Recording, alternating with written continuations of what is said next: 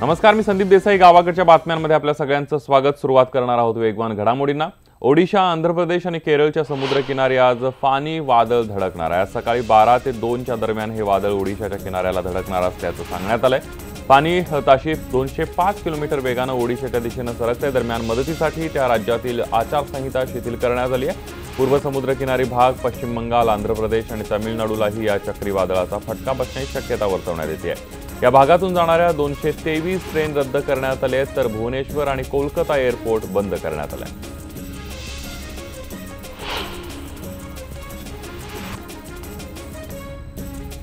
फानी वादळाच्या पार्श्वभूमीवर पंतप्रधान नरेंद्र मोदींनी उपाययोजनांचा आढावा घेण्यासाठी उच्चस्तरीय बैठक घेतली. वेगाने येणाऱ्या या संकटावर मात करण्यासाठी अधिकाऱ्यांना निर्देश देण्यात आले. ओडिशाची राजधानी भुवनेश्वरमध्ये मदत सामुग्रीच्या पाकिटांचं वितरण करण्याची तयारी सुरू झालेली आहे. त्याशिवाय ओडिशा, आंध्र प्रदेश, अंदमान निकोबार, झारखंड, केरळ, तामिळनाडू आणि पश्चिम बंगालमध्ये एनडीआरएफच्या 54 टीम तैनात करण्यात आल्या.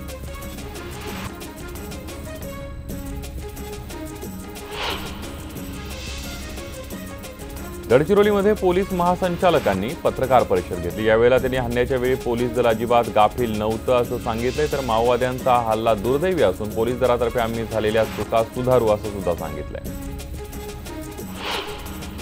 याच पत्रकार परिषदेवेळी बोलताना त्यांनी इथल्या आव्हानांचा सखोल अभ्यास करणार असल्याचं सुद्धा सांगितलं. तर आमचा प्लॅन तयार आहे आणि तो लवकरात लवकर तुम्हाला दिसेल असंही ते म्हणाले. माओवाद्यांच्या हल्ल्यामध्ये शहीद झालेल्या 15 जवानांना मुख्यमंत्र्यांनी गडचिरोलीमध्ये आदरांजली वाहिली. यावेळेला त्यांनी शहीदांच्या कुटुंबियांची भेटही घेतली. यावेळी त्यांनी कुटुंबियांचं सांत्वन केलं. गडचिरोलीतील माओवादी हल्ल्यामध्ये शहीदांचे मृतदेह त्यांच्या कुटुंबियांकडे सोपवण्यात आले. अत्यंत शोकाकुल वातावरणामध्ये ही प्रक्रिया पार पडली. राज्याचे पोलीस महासंचालक सुबोध कुमार जयस्वाल यांनी गडचिरोली इथं घटनास्थळाचा आढावा घेतला. गडचिरोलीमध्ये माओवाद्यांनी हल्ला केल्यानंतर धक्कादायक माहिती समोर येते. माओवाद्यांनी 25 एप्रिल पूर्वीपासूनच या हल्ल्याची तयारी सुरू केली होती. जवानांवर हल्ला करून जवानांच्या मृत्यूची खात्री केल्यानंतर माओवादी घनदाट जंगलामध्ये पसार झाले. जवळपास 150 पेक्षा जास्त माओवादी इथे लपून बसले होते अशी सूत्रांची माहिती आहे. गडचिरोली जिल्ह्यामध्ये झालेल्या भूसुरुंग स्फोटात आर्णी तालुक्यातल्या तरोडामधील वीर जवान अमरगन बक्षुजी रहाटे यांना वीरमरण आले. ते 31 वर्षांचे होते. अमरमन रहाटे हे गडचिरोली पोलीस दलामध्ये 6 वर्षांपूर्वी दाखल झाले. गडचिरोलीमध्ये नक्षली हल्ल्यात शहीद झालेल्या दयानंद सहारे यांचं पार्थिव लाखांदूर तालुक्यातल्या दिघोरी इथल्या घरामध्ये दाखल झाल्यानंतर संपूर्ण गावात शोकाकुल वातावरण निर्माण झालं. गुरुवारी रात्री त्यांच्यावर शासकीय इतमामात अंत्यसंस्कार करण्यात आले. गडचिरोलीतील नक्षलवादी हल्ल्यामध्ये हिंगोलीतल्या औंढा नागनाथ तालुक्यातील जवान संतोष देवीदास चव्हाणही शहीद झाले. मात्र संतोष चव्हाण शहीद झाल्याची माहिती त्यांच्या कुटुंबियांना देण्यातच आली नसल्याचा आरोप त्यांच्या नातेवाईकांनी केला. माओवाद्यांनी दादापूर गावामध्ये रस्त्याच्या कामावरील वाहनं जाळल्यानंतर तिथं बॅनरबाजी केली आहे. गावात 10 ते 15 ठिकाणी बॅनर लावून सरकार आणि पोलिसांच्या विरोधातली भूमिका माओवाद्यांनी स्पष्ट केली आहे. या बॅनरमध्ये पंतप्रधान नरेंद्र मोदी, मुख्यमंत्री देवेंद्र फडणवीस आणि गडचिरोलीचे अमरीश अत्राम यांच्यावर टीका करण्यात आली आहे. 1 मे रोजी महाराष्ट्रातील गडचिरोलीमध्ये झालेल्या स्फोटाच्या पार्श्वभूमीवर आयबी तर्फे उत्तर प्रदेशातील चांदौली, मिर्झापूर आणि सोनभाद्रा भागामध्ये अलर्ट जारी करण्यात आलाय. या भागांमध्ये माओवादी आयईडीचा स्फोट घडवू शकतात अशी माहिती असून उत्तर प्रदेश पोलिसांना सतर्क राहण्याचे आदेश आयबीकडून देण्यात आले. काल झालेल्या मंत्रिमंडळ बैठकीमध्ये राज्यातील दुष्काळाचा आढावा घेण्यात आला. यामध्ये दुष्काळग्रस्त भागामध्ये पाण्याचे अधिक टँकर्स वाढवण्याबाबतच्या सूचना देण्यात आल्या. आतापर्यंत 12,116 गावांमध्ये 4,774 टँकर्स दिल्यात आहेत. तर 1,264 चारा छावण्या सुरू करण्यात आल्या. या सर्व उपाययोजनांची माहिती मुख्यमंत्र्यांनी बैठकीनंतर दिली आहे. शरद पवारांपाठोपाठ आता माजी मंत्री छगन भुजबळ हे सुद्धा दुष्काळी भागांना भेट देत आहेत. भुजबळांनी येवला तालुक्यातल्या दुष्काळग्रस्त भागाला भेट दिली.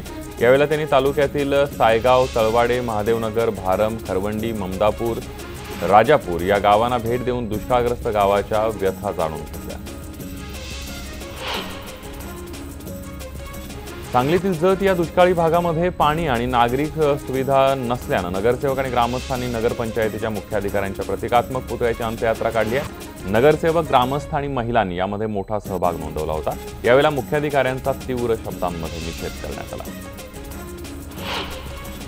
रत्नागिरी जिल्ह्यातल्या खेड शहराला पाणी पुरवठा करणारं बोरज धरण कोरडं पडल्यानं शहराला होणारा पाणी पुरवठा ठप्प झाला। त्यामुळे नातूवाडी धरणातून लाखो रुपये पाटबंधारे विभागाला भरून पाणी आयात करावं लागतंय। बोरज धरणातील गाळ काढल्यास पाणीसाठा वाढून टंचाई सदृश स्थिती निर्माण होणार नाही असं नागरिकांचं म्हणणं आहे। वाशिम जिल्ह्यातल्या हिरंगी शिवारामधील माजी सैनिकांच्या शेतातील 3 एकरावरील बिजवाईच्या कांद्याला अज्ञातांनी आग लावली। आगीमध्ये कांद्याचं अंदाजे लाखो रुपयांचं नुकसान झालंय। या संदर्भामध्ये पोलिसात गुन्हा दाखल करण्यात आला असून पोलीस यासंबंधी अधिक तपास करत आहेत। लातूर जिल्ह्यातल्या पपई उत्पादक शेतकऱ्यांना पपईचे भाव पडल्यामुळे मोठा फटका बसलाय। दुष्काळात पाणी विकत घेऊन जगवलेल्या पपईच्या बागांवर आता चक्क नांगर फिरवण्याची वेळ शेतकऱ्यांवर आली आहे। पुढच्या पिकाची तयारी करण्यासाठी पैसे उरले नसल्यानं शेतकरी मात्र चिंताग्रस्त झालाय। लातूर जिल्ह्यातल्या औसा तालुक्यातील जावळी गावामध्ये बिबट्या मृतावस्थेमध्ये आढळल्यानं खळबळ उडाली आहे। शिकाऱ्यानं लावलेल्या सापळ्यात अडकून त्या बिबट्याचा मृत्यू झालाय। लातूरचा वन विभाग अशा प्रकारांकडे दुर्लक्ष करत असल्यानं प्राण्यांचा जीव जातोय असा आरोप गावकऱ्यांनी केला। भारतीय जैन संघटनेने वाशिममधील रिसोड तालुक्यातील पुरातन पिंगलाक्षी देवी या प्रकल्पातून गाळ काढण्यास सुरुवात केली आहे। पिंगलाक्षी देवी हा प्रकल्प 150 वर्षांपेक्षा अधिक काळ आधी तयार करण्यात आला होता, तर सध्या BJS या संघटनेमार्फत गाळ उपसण्याचं काम सुरू आहे। पुण्यातील शिरूर इथं जादूटोण्याचा धक्कादायक प्रकार समोर आलाय। कवठे यमाई गावामध्ये 3 निष्पाप प्राण्यांचा या अघोरी कृत्यासाठी जीव घेण्यात आलाय। अज्ञात व्यक्तीनं रस्त्याच्या कडेला ते सर्व प्रकार केल्यानं शिरूर तालुक्यामध्ये खळबळ उडाली आहे। जळगावातील मुक्ताईनगर तालुक्यामध्ये अनेक दिवसांपासून दारू विक्री आणि अवैध धंदे सुरू आहेत। या विरोधामध्ये गावातील महिलांनी मुक्ताईनगर पोलीस स्टेशन इथं ठिय्या आंदोलन केलं। यावेळेला महिलांनी पोलिसांना निवेदन देत त्वरित कठोर कारवाई करण्याची मागणी केली आहे। वैयक्तिक पदव्युत्तर जागांमध्ये मराठा आरक्षण मिळणार नसल्याचा महत्त्वपूर्ण निर्णय काल मुंबई उच्च न्यायालयाच्या नागपूर खंडपीठाने दिला। सरकारने मराठा आरक्षण जाहीर केल्यावर वैद्यकीय पदव्युत्तर जागांमध्ये 16% आरक्षण मिळणार होतं, मात्र प्रवेशाची प्रक्रिया सुरू झाल्यानं आणि जागा वाटप झाल्यानं नागपुरातील काही पालकांनी आरक्षणाविरोधात मुंबई उच्च न्यायालयाच्या नागपूर खंडपीठात याचिका दाखल केली होती। तर नागपूर न्यायालयाच्या निर्णयावर स्थगिती मिळवण्यासाठी सर्वोच्च न्यायालयामध्ये जाणार असल्याचं मराठा आरक्षणाचे याचिकाकर्ते विनोद पाटील यांनी म्हटलंय। मुंबई उच्च न्यायालयाच्या नागपूर खंडपीठानं वैद्यकीय विभागातील PG ऍडमिशन प्रोसेसमध्ये मराठा आरक्षण पुढील वर्षापासून लागू करण्याचा निर्णय दिला आहे। यंदा वैद्यकीय पदव्युत्तर अभ्यासक्रमांसाठी मराठा आरक्षण लागू होणार नसल्याचा महत्त्वपूर्ण निर्णय नागपूर खंडपीठानं घेतलाय। डॉक्टर आदिती गुप्ता, डॉक्टर अनुज लद्दड आणि डॉक्टर रसिका सराफ यांच्यासह इतर उमेदवारांनी नागपूर खंडपीठाकडे धाव घेतली होती। नाशिकमध्ये कचरा नेणाऱ्या घंटागाडीला अपघात झालाय। नाशिक शहरातून जाणाऱ्या फ्लायओव्हरचा कठडा या गाडीने तोडला। या अपघातात 2 कर्मचाऱ्यांना गंभीर दुखापत झाली आहे। या घंटागाडीची आजपर्यंत तपासणी न झाल्याची माहिती समोर येते आहे।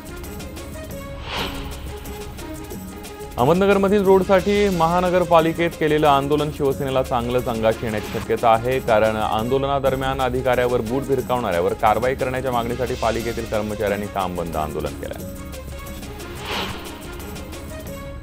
पुरंदर तालुक्यातील सराईत गुन्हेगार हसन शेख याची गोळ्या झाडून हत्या करण्यात आली आहे। जमिनीच्या वादातून हा खून करण्यात आल्याची प्राथमिक माहिती मिळते। पोलिसांना संशयिताची नाव मिळाली असून पोलीस पुढचा तपास करत आहेत।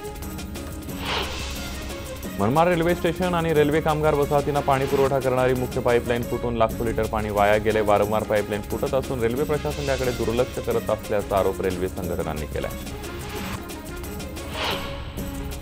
पंढरपूर तालुक्याच्या कृषी उत्पन्न बाजार समितीमध्ये मंगळवार आणि शनिवारी बेदाण्याचा सौदे बाजार भरतोय, पण चैत्री यात्रेमुळे 2 आठवडे बेदाण्याचा सौदे बाजार भरला नव्हता। आता सौदे बाजारात 80,000 बॉक्स बेदाण्याची आवक झाली आहे।